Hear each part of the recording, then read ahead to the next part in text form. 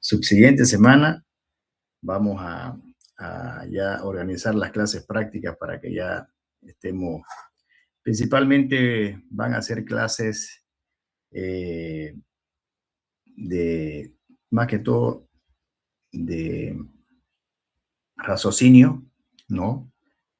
Vamos a hacer, ver las presentaciones de los distintos medicamentos, cómo vienen, comprimidos, de cuántos miligramos, y el tratamiento, ya directamente lo que se dice que es lo que es ya la terapéutica, ¿no? Que es importante que lo sepan.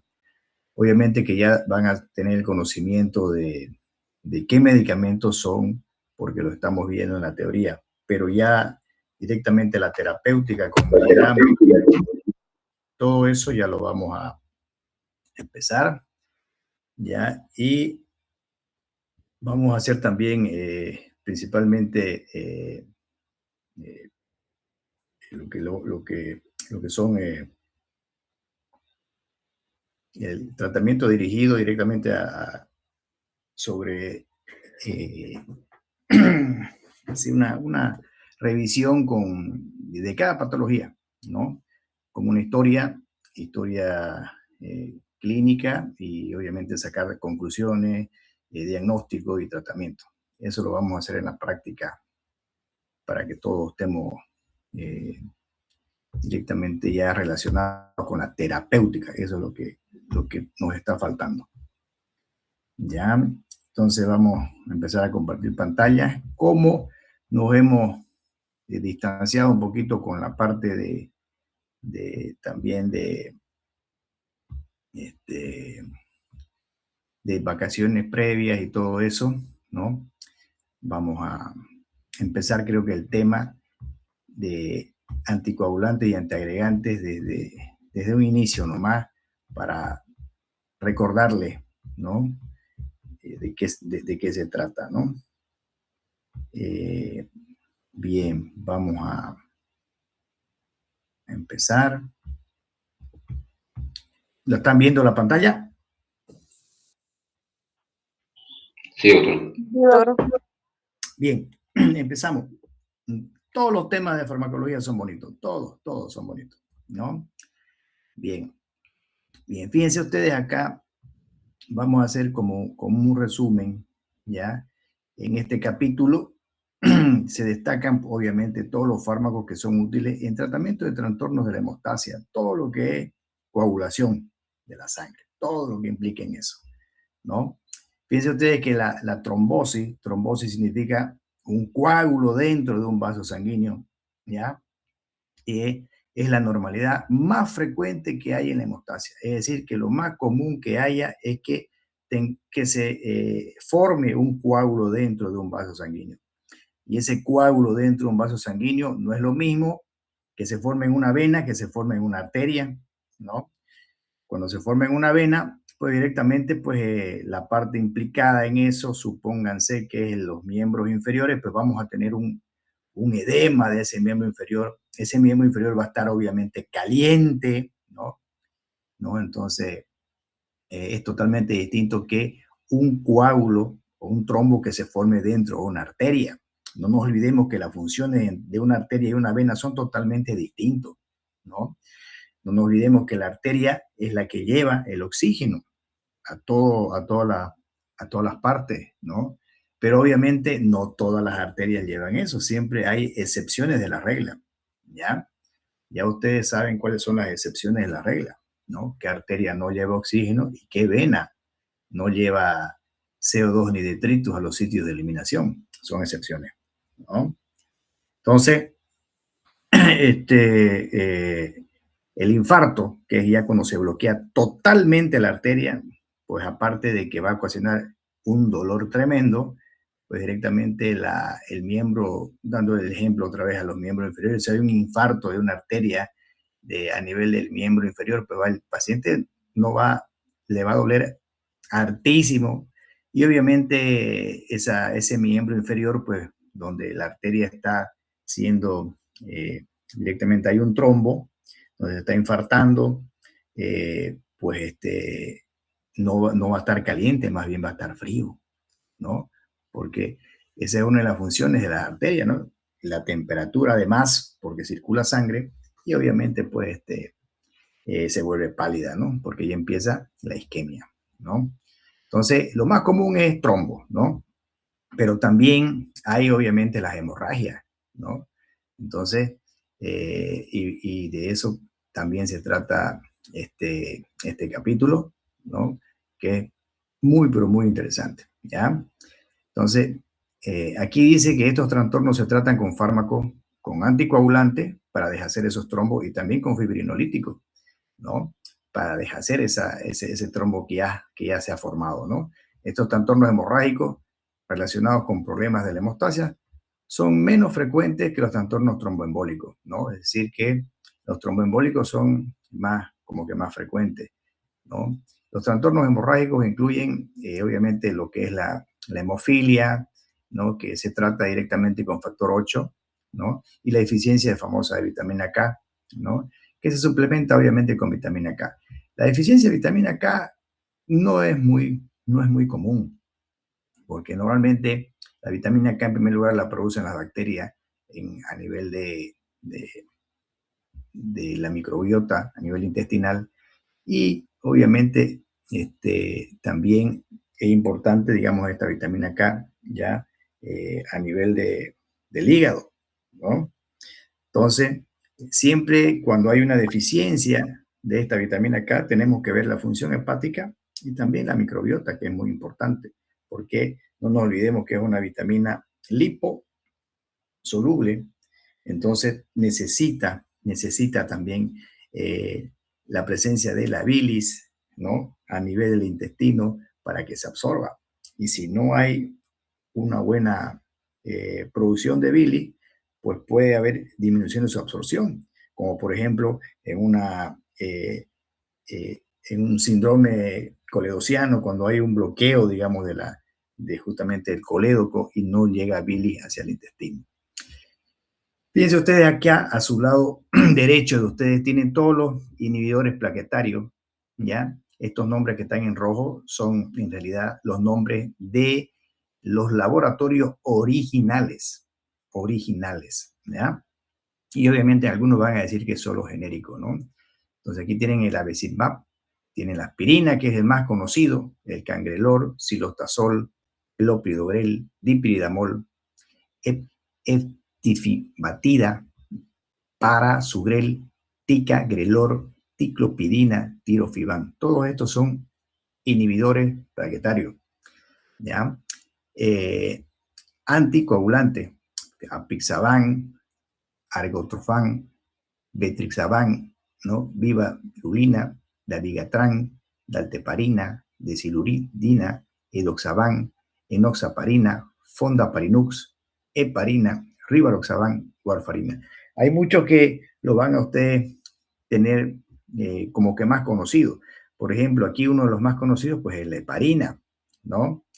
Otro que es muy conocido también es la warfarina, que son anticoagulantes los más antiguos que hay, ¿no? Y que obviamente siguen en la actualidad utilizándose, ¿no? Aunque ya hay, vamos a revisar las diferencias con los nuevos, estos que han salido, ¿no? Que también tienen un mayor nivel de seguridad. Y los trombolíticos, ¿no? Cuando está el coágulo formado, ¿no? Que es la famosa alteplasa y la tenecteplasa, ¿no? Y el tratamiento, obviamente, del sangrado cuando hay una hemorragia, ¿no? Principalmente se utiliza mucho esto en cirugía, ¿no? En una cesárea también, que no hay una buena hemostasia, pues directamente tenemos el ácido aminocaproico, ¿no? Tenemos el ácido tranexámico, que es lo que más hay aquí en Bolivia, el sulfato de protamina. Este sulfato de protamina es el antídoto de heparina o estos otros compuestos de heparina de bajo peso molecular. Es el antídoto, ¿no? Cuando hay una sobredosis de heparina, ¿no? Y la vitamina K, que también cuando hay, digamos, como le decía, una insuficiencia del hígado y obviamente una alteración en la microbiota, y que también es el antídoto, ¿no? Cuando hay una sobredosis de warfarina, ¿no? Porque directamente la warfarina actúa de esa manera, ¿no? Inhibiendo a la vitamina K, es su antídoto, ¿no?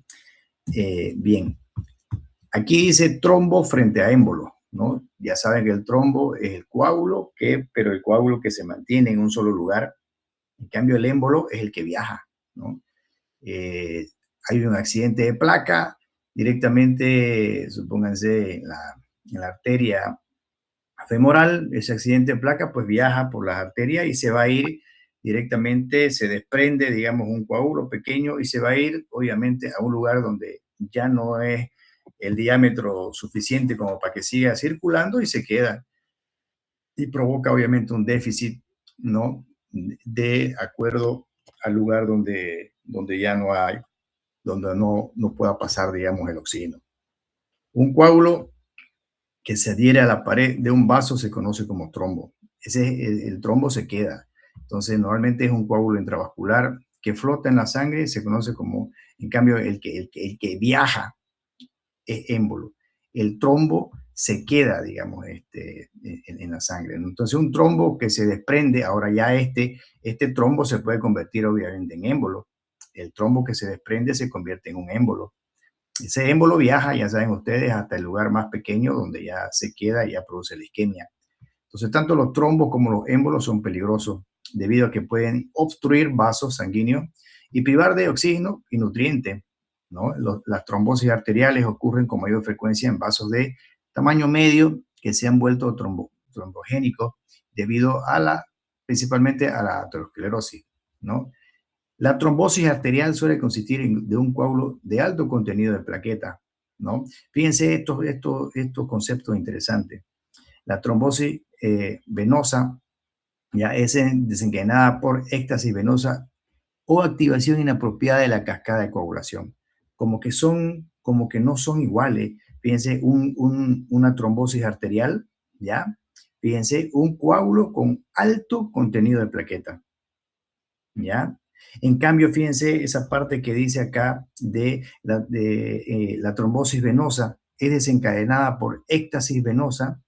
Éxtasis, ¿qué significa? Que la vena, pues, no, se está quedando mucho tiempo esa sangre en esa vena y no está circulando.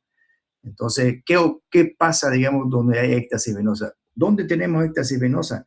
Cuando hacemos un viaje. Supónganse, si quieren ir ustedes de acá a Cochabamba, están sentados y no mueven sus piernas. Entonces, ahí puede haber una éxtasis venosa, que es uno de los factores predisponentes a que se forme un coágulo. Los viajes largos, ¿no? Esos viajes largos pueden predisponer a eso, ¿no? Entonces, por eso es muy importante mover las piernas, ¿no? Mover las piernas para que ponerse de pie, digamos, estar sentado, no estar sentado mucho tiempo, ponerse de pie, mover, porque el músculo cuando se contrae directamente también contrae las paredes de las venas y la sangre pues tiene tendencia a ascender y llegar otra vez a la aurícula derecha en el corazón. Entonces, fíjense que tan interesante esta parte, estos conceptos, porque de aquí salen los tratamientos. Entonces, la trombosis arterial es un coágulo, pero con alto contenido de plaqueta. En cambio, la trombosis venosa es una activación inapropiada de la cascada de coagulación, ¿no? La trombosis venosa suele incluir un coágulo que tiene alto contenido, fíjense, de fibrina. En cambio, la arterial es plaqueta, ¿no? Con menos plaqueta que lo observado en los coágulos arteriales. O sea, hay plaquetas, pero predomina fibrina. Entonces el tratamiento como que no es similar, ¿no? Al de la trombosis venosa. Nosotros podemos prevenir, por ello, digamos, fíjense que todo lo que es arterial da infarto, ¿ya? Y corre el riesgo de que algo en el organismo nuestro se necrose, ¿no? Entonces, por eso es importante, ¿ya? Utilizar, por ejemplo, los antiagregantes plaquetarios. Por ejemplo, en un paciente que tenga un dolor de pecho, ¿ya? Y que tenga los factores de riesgo, ¿no? Correspondientes, y ustedes estén haciendo su año de provincia, estén en el campo, pues creo que ahora solamente son 3 meses. De todas maneras, si están por el campo o algo y hay un paciente que tenga dolor de pecho, el paciente que sea hipertenso, el paciente que sea diabético, el paciente que sea sedentario, el paciente que sea obeso, el paciente que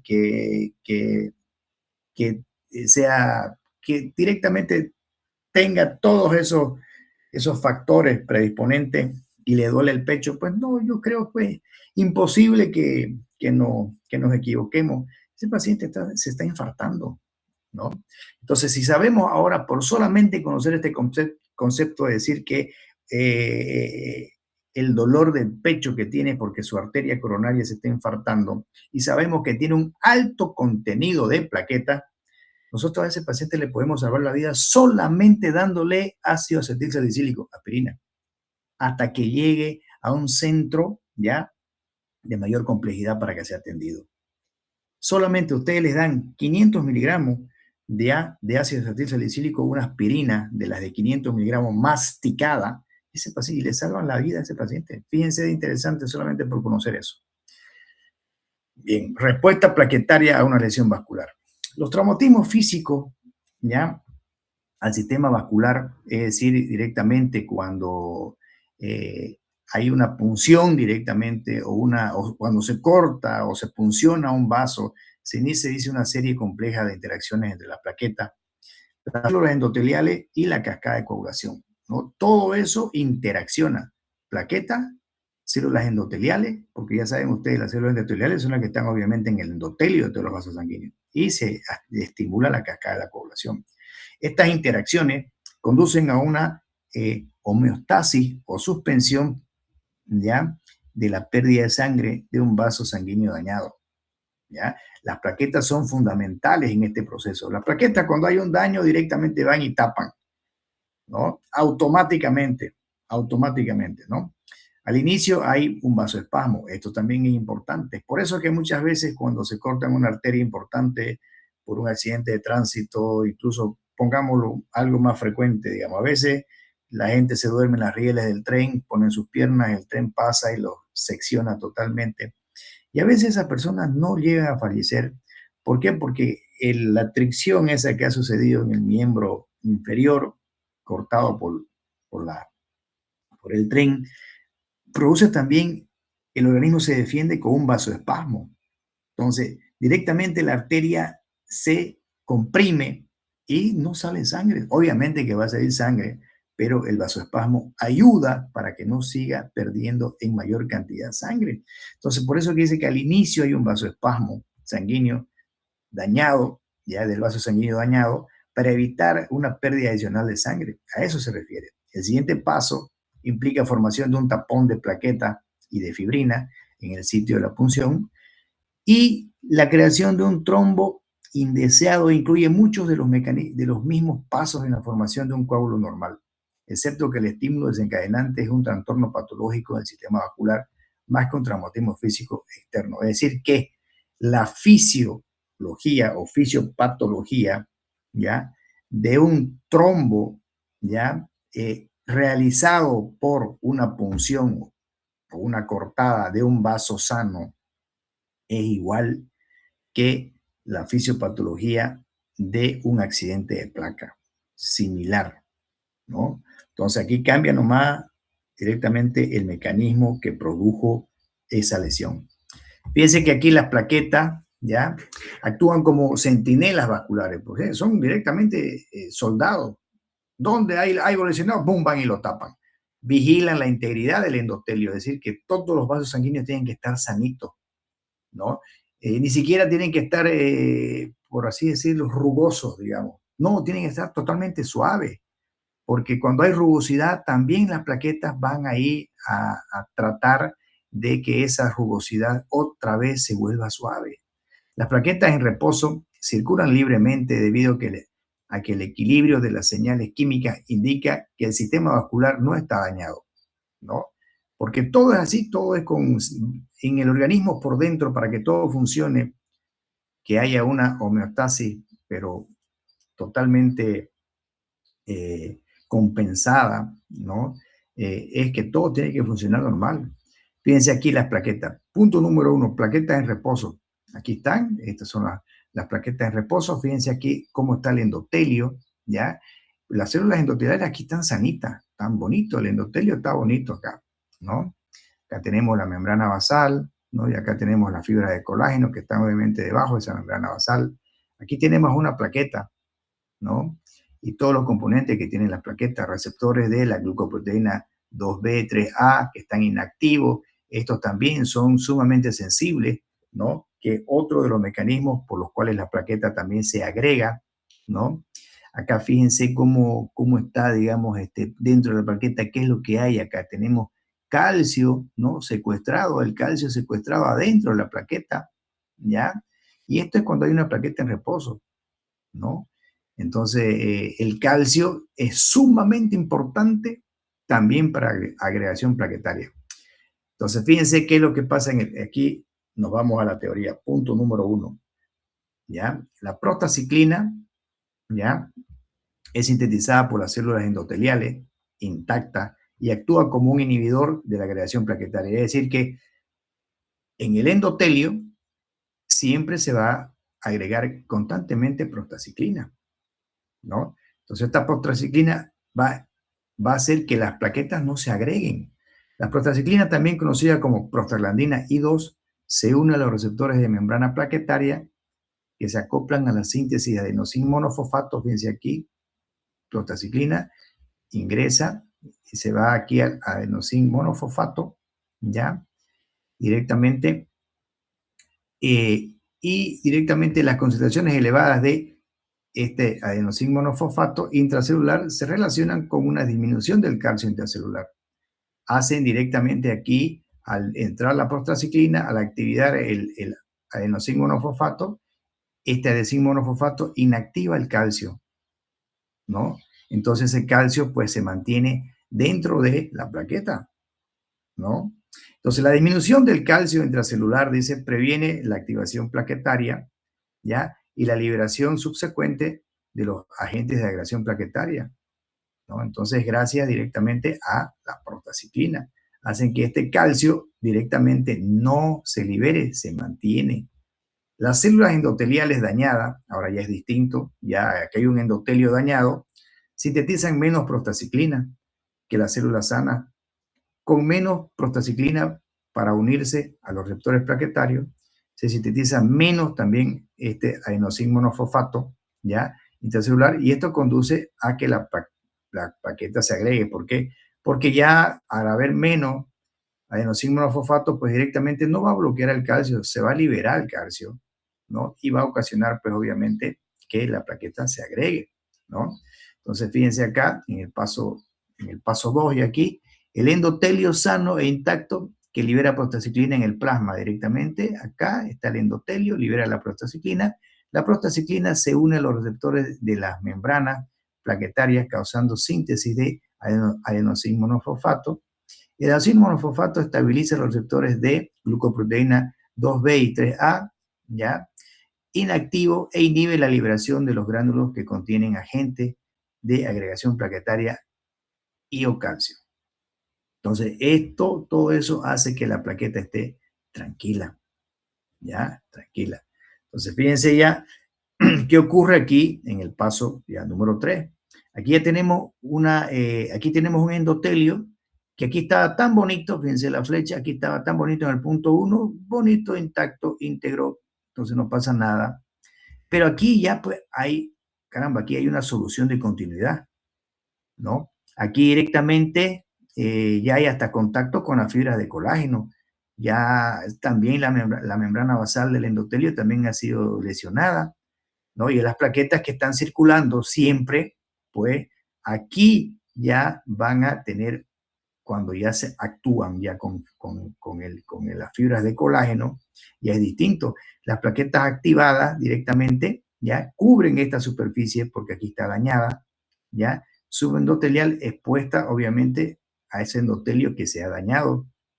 Y aquí directamente las plaquetas activadas, ¿no? Cuando están en contacto obviamente con el colágeno y con ese endotelio dañado, van a liberar mediadores químicos, ¿no? Y estos mediadores químicos liberados por la plaqueta son el tromboxano A2, adenosín fosfato, serotonina, ¿ya? Que obviamente vamos a ver, fíjense, funciones de la trombina, tromboxanos y colágeno. Directamente la membrana plaquetaria también contiene receptores que pueden unir la trombina, tromboxanos y colágeno expuestos.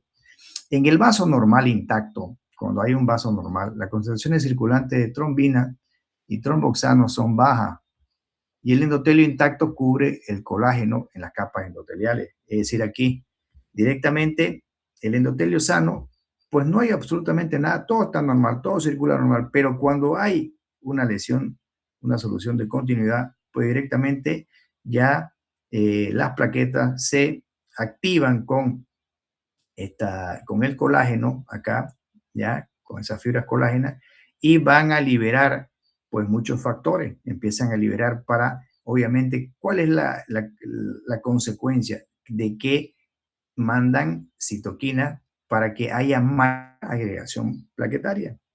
Entonces piden ayuda para que directamente se agreguen cada vez más y más y más y más, ¿no? Entonces, los receptores plaquetarios correspondientes están, por lo tanto, desocupados y como resultado no se inicia la activación y la agregación plaquetaria. Sin embargo, eso es obviamente en un endotelio sano. Sin embargo, cuando están ocupados, ya cada uno de estos receptores desencadena una serie de reacciones que conduce a la liberación hacia la circulación de gránulos intracelulares por parte de las plaquetas. Esto a la larga estimula la agregación plaquetaria. Entonces, siempre cuando el vaso está normal o intacto, pues no pasa absolutamente nada. Pero cuando ya el vaso está dañado, cuando ese endotelio está dañado, pues directamente se va a lanzar una serie de acciones para que cada vez haya mayor agregación plaquetaria.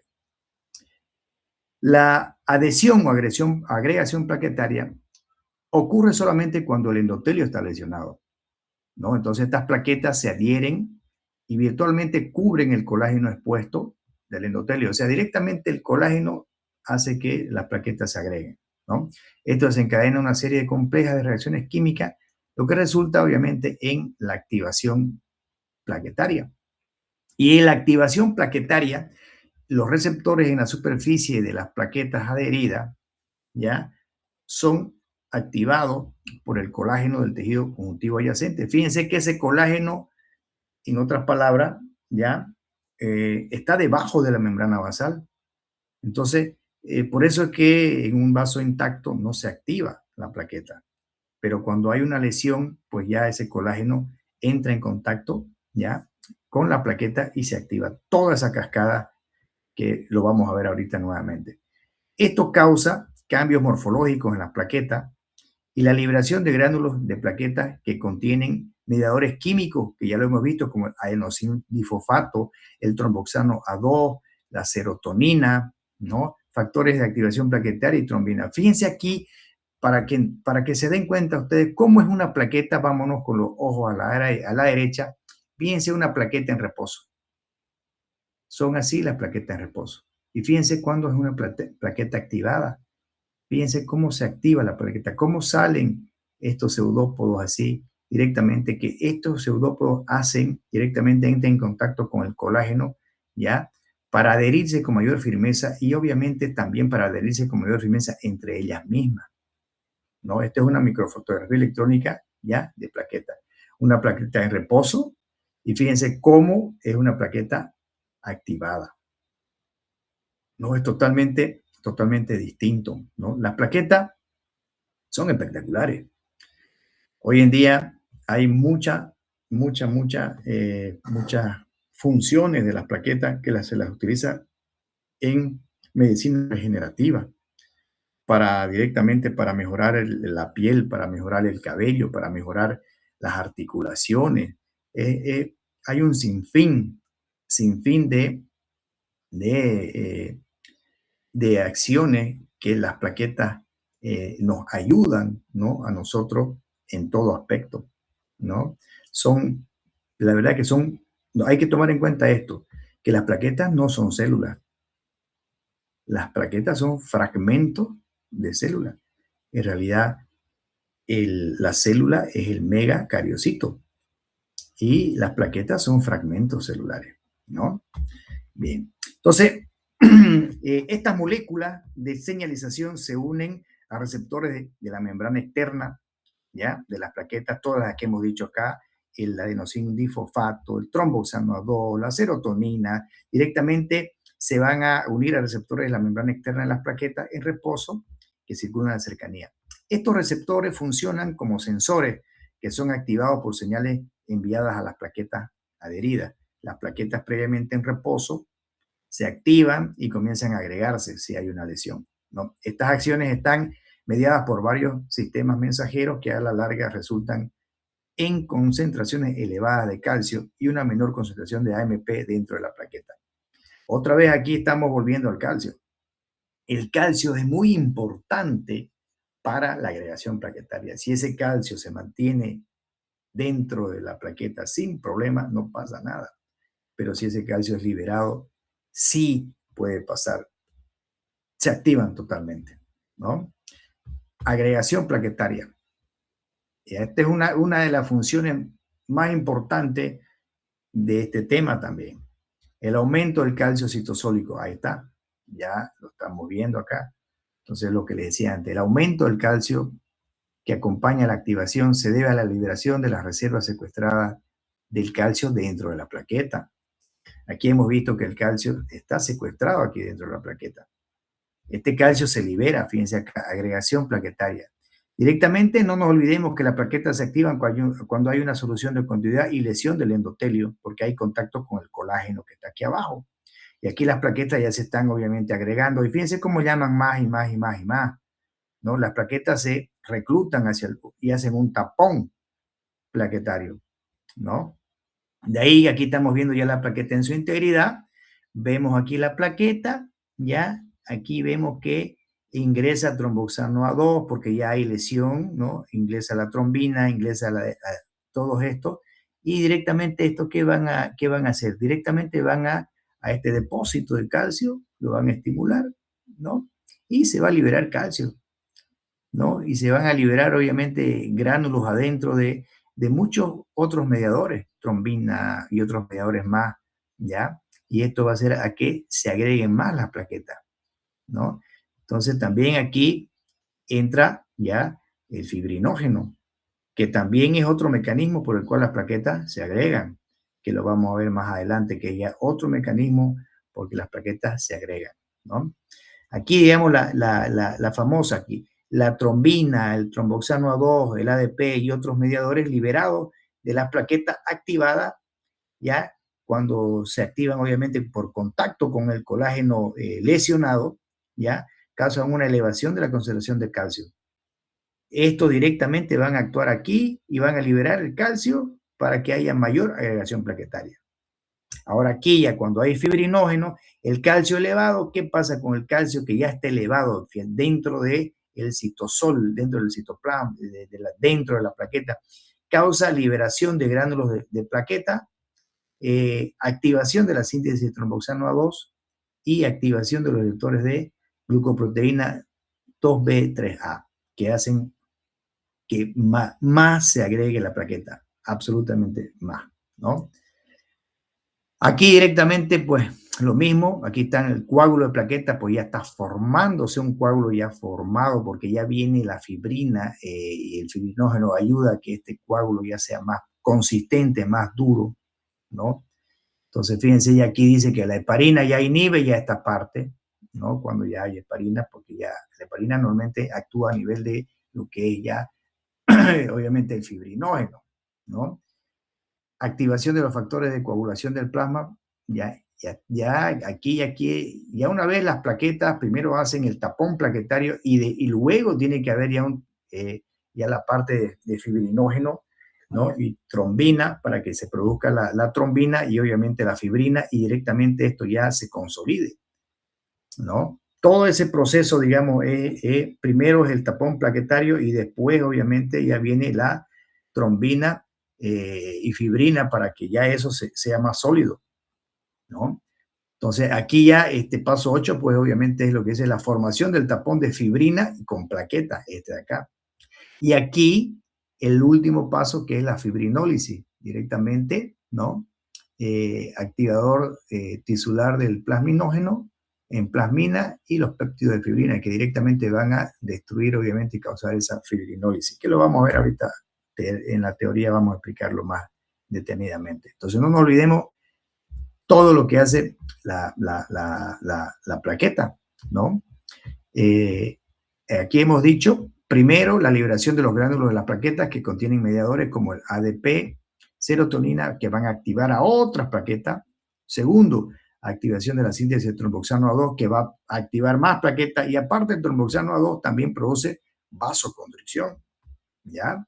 Punto 3, activación de los receptores de la glucoproteína GP, que es glucoproteína, es GP, se abrevia GP, 2A3A, 2B3A, que se unen, esta glucoproteína 2B3A se van a unir al fibrinógeno, ¿ya? Entonces, fíjense que esta es otra forma, ¿ya?, de inhibir una agregación plaquetaria. Hay medicamentos que inhiben la glucoproteína 3B, ya 2B, perdón, y 3A, para que no haya un contacto con el fibrinógeno. Por ese lado no se agregan las plaquetas. Es uno de los lugares donde actúan los antiagregantes plaquetarios. Entonces, pero sí hay una activación de esta glucoproteína 2B3A con el fibrinógeno. A la larga regula la interacción de plaqueta-plaqueta y la formación de trombo. El fibrinógeno, una glicoproteína plasmática soluble, se une de forma simultánea a los vectores de glucoproteína 2B3A en las plaquetas separadas, lo que resulta en un enlace cruzado de plaqueta y agregación plaquetaria. Esto conduce a una avalancha de agregación plaquetaria debido a que cada plaqueta activada puede reclutar otra plaqueta, ¿no? Eso es lo que se quiere hacer, por eso un tapón plaquetario. Por ejemplo, tenemos una plaqueta aquí directamente bonita, redondita, ¿no? Aquí ya la tenemos ya como que se le pararon los pelos, ya se activó la plaqueta, ¿no? Como lo hemos visto en esta imagen. Está bonito, bien peinadita, y aquí se le pararon los pelos, ya como que se enojó, digamos. Significa que se activó y empieza ya a mandar todos los gránulos que tienen por dentro y todas esas citoquinas y factores de crecimiento que tienen por dentro. Entonces aquí la agregación plaquetaria, pues directamente todas las plaquetas ya se activan, ¿no? ¿Ya? Y obviamente también tiene estos receptores, estos que están verdes acá, ¿no? Que son los receptores de glucoproteína 2B y 3A. Y estos, juntamente con el fibrinógeno, pues van a hacer mayor agregación plaquetaria, ¿no? Acá tenemos en su cuadrito del lado derecho los medicamentos. Aquí tenemos la aspirina, el cilostazol, clopidogrel, dipridamol, prasugrel, tegagrelor. Directamente les dice los efectos adversos, ¿ya? Los efectos adversos de cada uno de ellos, ¿no? La aspirina tiene mucho, es muy alergénica, ¿no? Algunos pacientes producen mucha alergia, por eso aquí le va a decir angioedema, es ese edema normalmente de los vasos sanguíneos que puede producir edema de labios, de cara, de lengua, ¿no? Sangrado, broncoespasmo, alteraciones gastrointestinales, síndrome de Reye, ¿no? Síndrome Steven-Johnson, ¿ya?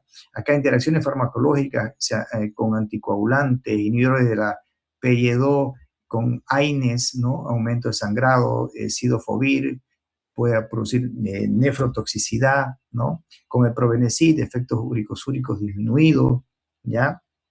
Y acá tenemos parámetros que debemos monitorizar, por ejemplo. Tenemos que hacer un hemograma, digamos acá, y acá el otro que significa una prueba de función hepática, ¿no? Entonces, y así con cada uno, cilostazol, por el sangrado, alteraciones gastrointestinales, cefalea, edema periférico, síndrome de Steven-Johnson, ¿ya? Aquí tienen ustedes todo esas abreviaciones que significan, ¿ya? Acá. Fíjense ustedes que el cilostazol es un vasodilatador arterial, ¿ya? Hay que tomar en cuenta eso. Aparte de vasodilatador arterial, es antiadherente plaquetario. Interacciones farmacológicas con alimentos hay que administrar principalmente con estómago vacío. ¿Y qué hay que hacer? Una bioquímica hemática o un hemograma. ¿Por qué un hemograma? Porque siempre en un hemograma, en el hemograma completo, está obviamente el recuento de las plaquetas. Por eso solamente con un hemograma nos damos cuenta de cómo está ya esa parte, ¿no? de las plaquetas. ¿Ya? Clopidogrel, fíjense, sangrado, síndrome Steven-Johnson, los inhibidores de CYP19 fuertes reducen el efecto plaquetario, por ejemplo, omeprazol, ¿ya? El clopidogrel es una droga muy, pero muy interesante, ¿ya? Normalmente de elección en pacientes que se coloca stent a nivel de las arterias coronarias, ¿ya? Dan clopidogrel por más de un año, ¿no? Pero fíjense que tienen interacciones con la citocromo P2C19, ¿no? Y aquí, por ejemplo, omeprazol. Entonces, si damos clopidogrel con omeprazol, puede que disminuya la acción antiplaquetaria del clopidogrel. Y aparte del clopidogrel también hay ciertas patologías, ya, genéticas que no ayuda el clopidogrel. Es porque genéticamente el paciente está predispuesto a que no actúe el clopidogrel. Entonces, si nosotros no tenemos esa información genética, le vamos a dar clopidogrel a un paciente y el paciente se va a infartar de nuevo porque no va a actuar. Eso es importantísimo, digamos que esa es la famosa medicina de precisión, donde ya nosotros tenemos que pedirle al paciente directamente un análisis genético de todo, ¿no?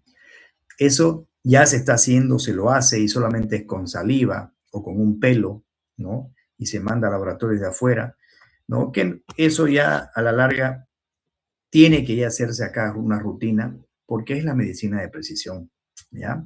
Dipridamol, sangrado, mareo, molestias gastrointestinales, exantema, interacción con salicilatos, aumento de sangrado, agentes trombolíticos, aumento de sangrado. Para monitorizar, ninguno dice cuando se administra por vía oral. Prasugrel, angioedema, sangrado, dolor de cabeza, causa dislipidemia, fíjense, presión arterial alta, está interaccionado con anticoagulantes porque puede haber un aumento de sangrado, con otros antiplaquetarios, por ejemplo, si damos prasugrel con aspirina o silostazol, lo combinamos, puede aumentar el sangrado, ¿no? Y obviamente haciendo un hemograma nos ayudamos. Ticagrelor, sangrado, disnea, cefalea, elevación de la creatinina. Entonces, por ejemplo, no utilizaríamos, digamos, ticagrelor cuando la creatinina está elevada, ¿no? Inhibidores también de la citocromo P3A4 potentes como el ketonazol aumentan el sangrado, ¿no? Inductores como el citocromo P3A4A como el rifampicina disminuye la eficacia, ¿no? Cómo directamente se monitoriza con un hemograma y con directamente pruebas de función hepática. Y estos son agentes inyectables, todos estos son agentes por vía oral inyectables, el abecimab, ¿no? La etifibatida y el tirofiban, ¿no? Para todos los agentes que pueden causar esto, hipotensión, náusea, vómito, trombocitopenia, y directamente pueden, interacciones, pueden aumento de sangrado con, fíjense, ginkgo biloba. ¿Qué significa? Significa que ginkgo biloba también tiene una función antiplaquetaria. Entonces, paciente que toma ginkgo biloba, que es lo más común, darle ginkgo biloba a pacientes que tienen mareo. Es muy común darle ginkgo biloba a pacientes que quieren mayor la parte, ayuda mucho a la parte cognitiva porque es un vasodilatador también de las arterias del cerebro.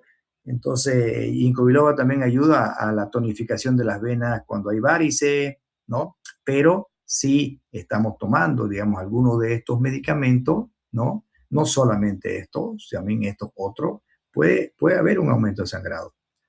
Entonces, también salicilato, también los famosos, estos son los inhibidores selectivos de la recaptación de serotonina. ¿Y cuáles son estos? Pues los antidepresivos, fíjense. Los antidepresivos también influyen acá. Puede haber aumento de sangrado.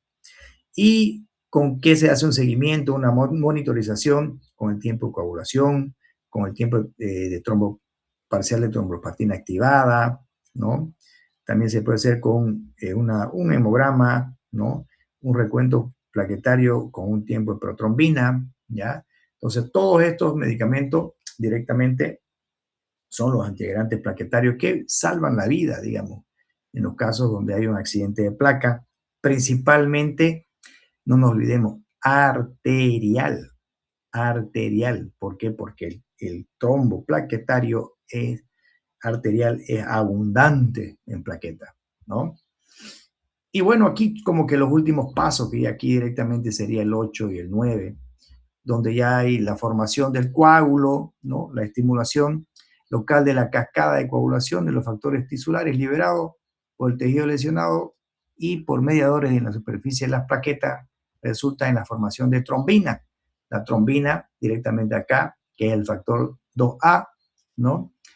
A su vez, la trombina, una proteasa de serina, cataliza la hidrólisis de fibrinógeno, ¿ya? Aquí está, fibrinógeno a fibrina, ¿ya? Que se incorpora en el coágulo. Los enlaces cruzados de esto, ¿no? Subsecuente, ¿ya? De las hebras de fibrina, estabilizan el coágulo y forman un tapón hemostático de plaquetas fibrinas. O sea, primero es el tapón plaquetario, luego es el tapón ya unido con fibrina. Entonces ya ese se llama tapón hemostático de plaquetas más fibrina, ¿no? Entonces aquí ya ingresa ya la parte ya de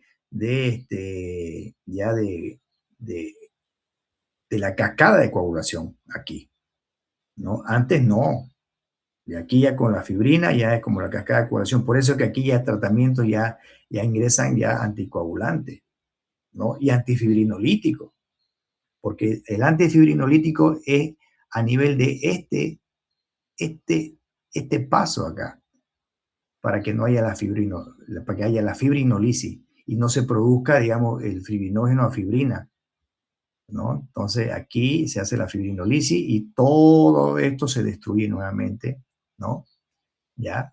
Para que circule la sangre. No nos olvidemos que esto puede aumentar de esta forma en forma considerable y tapar totalmente el vaso sanguíneo y producir el infarto, ¿no? Entonces, damos antiagregantes plaquetarios y damos anticoagulantes o damos antifibrinolíticos para destruir ese coágulo y nuevamente circule la sangre, ¿no? Entonces, pero todo eso se hace con criterio, ¿no? No podemos dar, digamos, un medicamento así en pacientes que normalmente no se benefician y podemos causarle más bien una iatrogenia. Entonces aquí la fibrinólisis, que es el último paso, el 9, durante la formación de los coágulos, la vía fibrinolítica está activada a nivel local, el plasminógeno, ¿ya? Justamente aquí, activador, el plasminógeno, aquí que está, ¿ya? Se procesa de forma enzimática a plasmina, ¿no? Que es la fibrinolicina, por activadores del plasminógeno, y la plasmina limita el crecimiento del coágulo y disuelve la red de fibrina a medida que las heridas sanan. ¿Qué hace, digamos, cuál es la función de justamente de esta fibrinólisis? Que es totalmente fisiológica, si ustedes se piden. Todo esto de acá es fisiológico. Todos estos pasos son fisiológicos. Todos estos pasos se dan dentro de nosotros cuando tenemos un accidente de placa, un accidente de endotelio, o cuando tenemos una herida, o cuando nos colocan un suero en vena, un catéter central, cuando el cuerpo es invadido por ya sea un factor externo o algo interno. Cuando se provoca la herida por un factor externo o cuando se provoca una herida por un factor interno. Esto es la cascada que normalmente nosotros la tenemos. Entonces ya entra, digamos, el criterio de nosotros como médicos, a dónde tenemos que actuar, ¿ya? Para que esa función fisiológica, porque esta es una función de defensa de nuestro organismo. Toda esta cascada, el organismo se está defendiendo. Se está defendiendo porque se ha hecho una herida. Entonces, directamente el organismo quiere tapar esa herida. Pero ahí entra el criterio médico. Si esa formación, o sea, si el tapar esa herida me provoca a mí que me muera por un infarto, entonces ahí está la cosa, ahí está nuestro criterio. Ahí está donde nosotros tenemos que darle antiagregantes plaquetarios al paciente, tenemos que darle anticoagulantes, tenemos que destruir ese coágulo dando antifibrinolíticos, o sea, ahí está nuestro criterio, ¿ya? Porque todo esto que están viendo ustedes está dentro de una fisiología o fisiopatología, se puede decir, es una cascada normal, ¿ya? Y esto ya lo hemos visto ya, inhibidores de la agregación plaquetaria. Los inhibidores de la agregación plaquetaria disminuyen la formación de un coágulo ya abundante en las plaquetas o disminuye la acción de las señales químicas que promueven la agregación plaquetaria, ¿no? Entonces sabemos que es alguna función normal, pero cuando ya también es exagerada, pues ya no nos ayuda. Los inhibidores de la agregación plaquetaria, descritos más adelante, inhiben la ciclooxigenasa 1, bloquean, fíjense, este es un mecanismo por el que actúan antiagregando a las plaquetas. Inhiben la ciclooxigenasa 1, que es la COX-1, 2. Bloquean la glucoproteína 2B3A o bloquean los receptores de adenosín fosfato, con lo que interfieren con las señales que promueven la agregación plaquetaria. Actúan en estos tres factores. Ciclooxigenasa 1, bloquean el glucoproteína 2B3A o bloquean los receptores de adenosín fosfato, con lo que interfieren con las señales que promueven la agregación plaquetaria. Estos agentes son beneficiosos, ¿ya?, en la prevención y tratamiento de enfermedades cardiovasculares oclusivas, ¿ya?, en el mantenimiento, ¿ya?, de los injertos vasculares y la permeabilidad arterial, y como ayudante en los inhibidores de trombina o tratamiento trombolítico en infarto de miocardio. ¿Ve? Entonces, todo esto directamente tiene su beneficio, pero con criterio médico, ¿no? Entonces, por ejemplo, si hay un paciente que fume, por ejemplo, sabemos que el fumar daña el endotelio y a la larga va a provocar sí o sí una lesión de placa. Entonces, a ese paciente nosotros le podemos dar en forma preventiva ácido acetil salicílico. Sí, claro que sí. ¿A quién más le podemos dar? A pacientes dislipidémicos, a pacientes sedentarios, a pacientes diabéticos, a pacientes hipertensos no controlados, porque muchas veces el paciente ni siquiera se controla. Le damos nosotros los medicamentos y el paciente no los toma. Y cada vez que viene a la consulta sigue con el azúcar alta, sigue con la presión elevada, y uno le dice, pero usted está tomando, y le dicen que sí, doctor, pero no es normal. Entonces uno ya directamente pues dice, bueno, no hay por qué mentirle al médico, porque la mentira es para usted, es su salud de usted, ¿ya? Nosotros cumplimos con la función, obviamente tenemos que decirle, ¿no?, que si no se cuida, pues cualquier rato va a tener una enfermedad, digamos, que se lo va a llevar de este mundo, ¿no? Así de sencillo. Hay que hablarle de esa forma muchas veces a los pacientes. O si no, bueno, hagamos una cosa. Creo que el medicamento que le está dando su seguro, ¿ya?, no debe tener un control de calidad bueno, y es mejor que compremos los medicamentos, ¿ya?, de esta marca, ¿ya?, para que garanticemos la función que queremos que se haga en su organismo. Y usted no se le eleve el azúcar, a usted no se le eleve la presión y esté controlado, porque puede ser eso también. Le podemos dar medicamentos genéricos que hay en el seguro, ¿ya?, pero esos medicamentos genéricos pueden no hacerle bien al paciente. Y el paciente puede estar diciéndole la verdad, doctor, lo tomo a horario, como usted me dijo. Entonces, bueno, lo que vamos a hacer es lo siguiente. Compremos con otro nombre comercial y veamos cómo nos va, ¿no? Directamente como para decirle, porque tenemos que darle también solución al paciente, ¿no? Tenemos que darle solución. Y el paciente tiene que estar consciente de que si no le dice la verdad al médico, el daño se lo hace el mismo paciente, ¿no? Y eso se lo digo a ustedes para que también lo tomen en cuenta con sus padres, porque a veces los padres son tercos y no dicen, no, prefiero medicina natural, no quiero saber de medicamentos, no quiero ser esclavo de una tableta. Y no es así. No es así. Yo, por ejemplo, me gusta mucho la medicina natural, pero esa medicina natural tiene que ir acompañada, ¿ya? Demostrada científicamente con un laboratorio.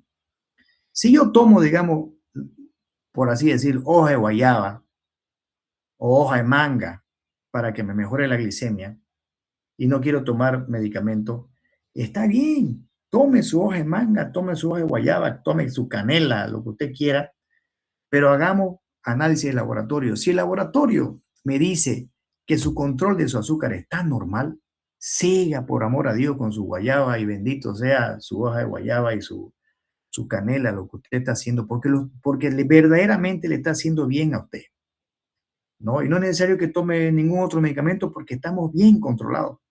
Pero sí me salen los laboratorios totalmente descontrolados, que el azúcar por las nubes, que la hemoglobina glicosilada totalmente alterada. No, pues no, nos estamos haciendo un daño, se está haciendo un daño el paciente, ¿no? Entonces, eso, digamos, es importante recalcarlo. La medicina natural es bendita, pero siempre y cuando se demuestre con laboratorio, o sea, en otras palabras, que se demuestre científicamente si verdaderamente le está haciendo un bien, ¿ya?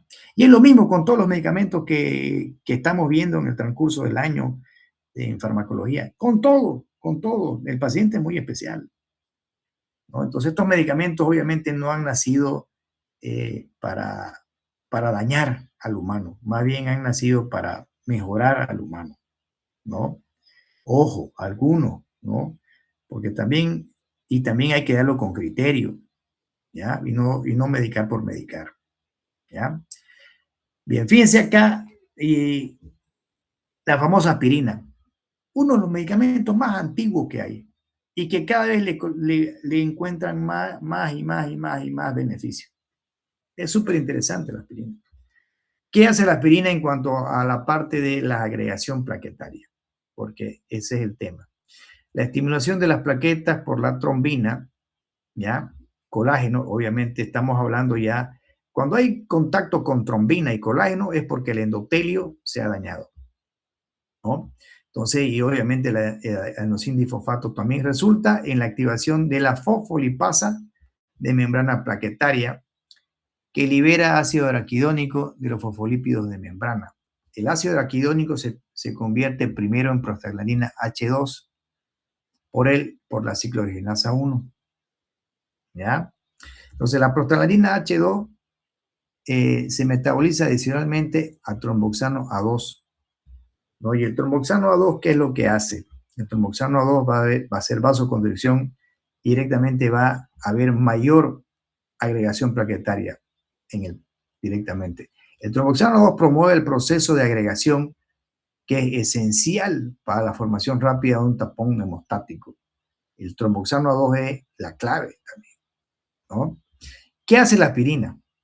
La aspirina inhibe la síntesis de tromboxano A2 mediante la acetilación de un residuo de serina en el sitio activo de la ciclooxigenasa 1, lo que inactiva de forma irreversible a esta enzima, a la ciclooxigenasa 1.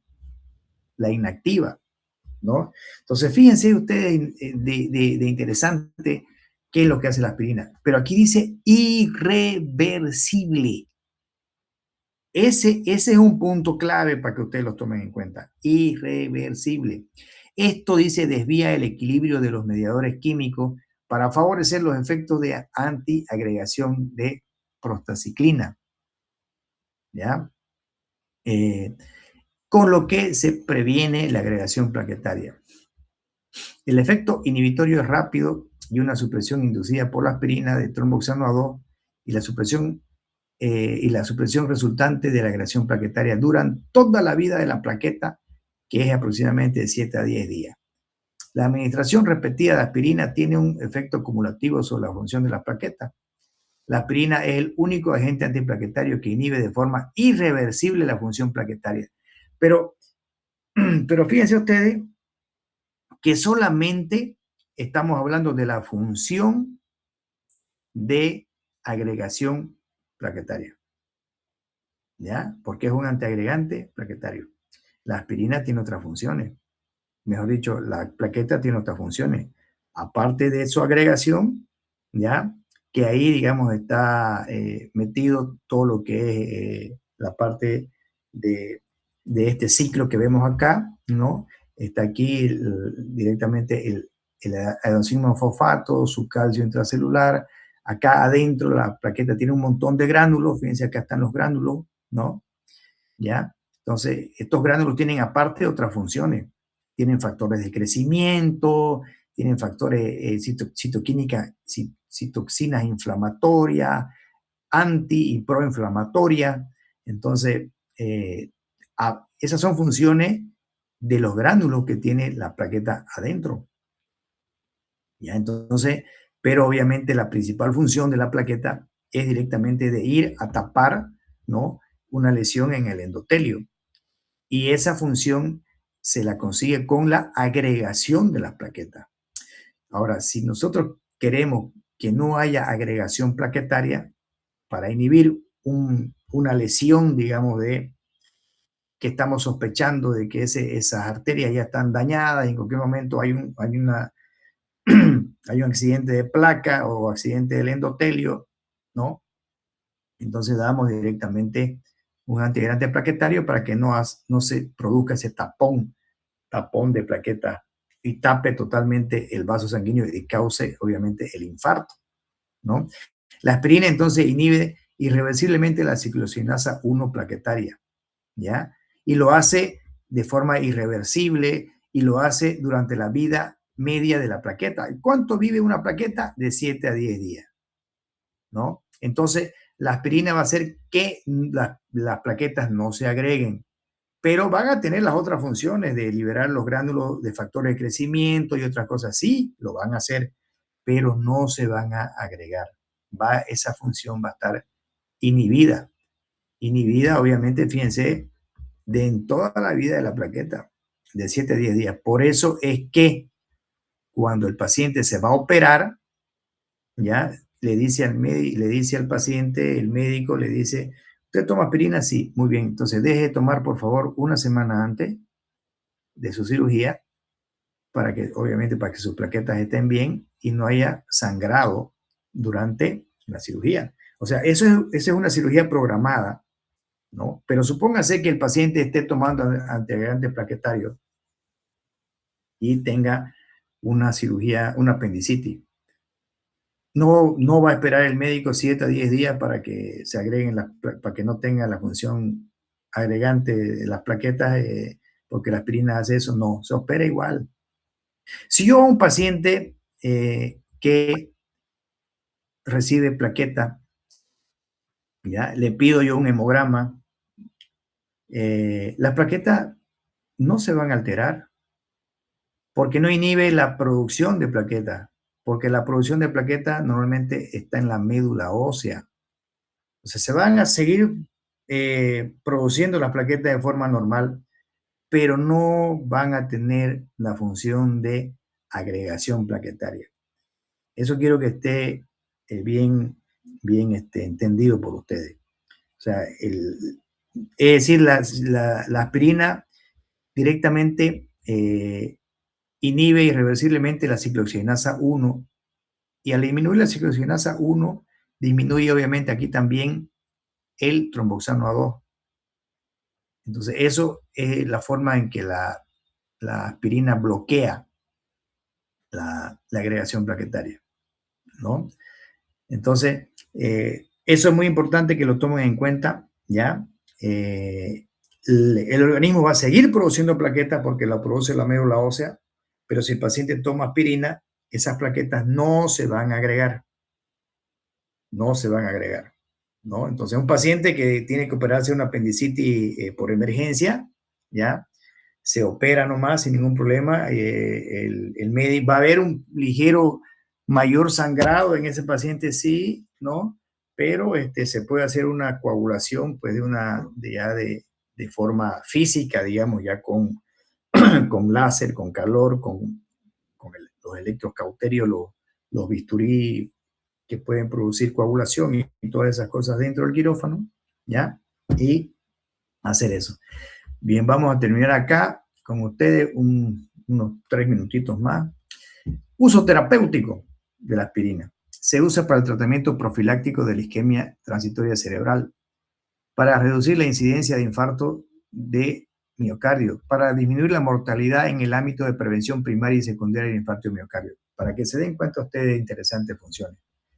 Entonces, si nosotros tenemos un paciente que ya tiene una determinada edad y están con las arterias, digamos, ya una ateroesclerosis, profilácticamente le puedo dar yo antiagregantes plaquetarios para que el paciente no tenga embolia. Le puedo dar para que no se infarte. Le puedo dar directamente para que no se infarte ningún vaso sanguíneo dentro de su organismo. Entonces dice, y fíjense la dosis, esta dosis es muy importante que la tomen en cuenta. Ocurre la inactivación total de las plaquetas con 75 miligramos de aspirina administrados a diario. La dosis antiplaquetaria recomendada es de 50 a 325 diarios. ¿Qué significa eso? Que es suficiente una dosis de 50 miligramos para que haya una antiagregación plaquetaria. Nosotros tenemos en las farmacias la aspirineta de niño es de 100 miligramos, la aspirina de adulto es de 500 miligramos. Para que haya una función antiagregante plaquetaria, solamente es necesario la dosis de 50 a 325 miligramos. Término medio, pongámosle 100 miligramos. Es lo más común, una aspirineta en niños. Suficiente, ¿ya? No 500 miligramos. O sea, hay mucha gente que dice, no, yo tomo mi aspirina todos los días, 500 miligramos. No, no es correcto porque esa aspirina de 500 miligramos lo que puede ocasionar ya también es úlceras a nivel gástrica, ¿no? Entonces, la dosis es suficiente de 50 a 325, término medio 100. Incluso hay medicamentos que tienen solamente 75 miligramos, que hay acá en Bolivia que se llama Cuore. Y los antiagregantes plaquetarios de dosis de acetilsalicílico a nivel de Estados Unidos, que vienen en botes de 300 tabletas o 500 para todo un año, viene de 81 miligramos de ácido acetilsalicílico. Suficiente para la función antiagregante plaquetaria que queremos. Farmacocinética. Cuando se administra por vía oral, la aspirina se absorbe mediante difusión pasiva y se hidroliza sin demora a ácido salicílico en el hígado. El ácido salicílico se metaboliza aún más en el hígado y una parte se excreta sin cambio en la orina. La vida media de la aspirina varía de 15 a 20 minutos y para el ácido salicílico es de 3 a 12 horas. Entonces, fíjense, es interesante, en 15 a 20 minutos ya directamente hace su efecto, ¿no? Y directamente de 3 a 12 horas. O sea, la aspirina es un fármaco espectacular porque tiene dosis antiagregante, tiene dosis analgésica, tiene dosis antiinflamatoria y por si acaso, no son la misma dosis. No son la misma dosis. Cada vez aumenta. ¿Ya? Efectos adversos, la dosis más elevada de aspirina aumentan las toxicidades relacionadas con fármacos, ¿ya? Así como la probabilidad de que la aspirina también inhiba la producción de prostaciclina. No nos olvidemos que la prostaciclina es totalmente vasodilatadora, ¿no? Es importante eso. El tiempo de sangrado se prolonga con tratamiento de aspirina, causando complicaciones que incluyen una mayor incidencia en accidentes vasculares hemorrágicos y sangrados gastrointestinales, especialmente con dosis más elevadas del fármaco. Por eso que es suficiente es 75 o 100, no 500 miligramos. Los fármacos antiinflamatorios no esteroideos como ibuprofeno inhiben también la cicloginasa 1 en forma al competir de forma transitoria con el sitio catalítico. El ibuprofeno, si se toma en un lapso de 2 horas antes de la aspirina, puede obstruir el acceso de la aspirina al residuo de serina y por lo tanto antagonizar la inhibición plaquetaria por parte de la aspirina. De este modo se debe tomarse en cuenta que la aspirina de liberación inmediata, al menos de 60 minutos antes o al menos de 8 horas después del ibuprofeno. Entonces, fíjense, es interesante esta parte, que el ibuprofeno compite con los sitios, ya, también de la aspirina y puede bloquear la función antiagregante de la aspirina, pero también el ibuprofeno es antiagregante plaquetario, ya. O sea que, de todas maneras, el paciente igual está dentro de lo que corresponde a la función antiagregante, no pasaría nada, digamos, en este caso. Pero sí, no nos olvidemos de este punto interesante que lo está diciendo su libro.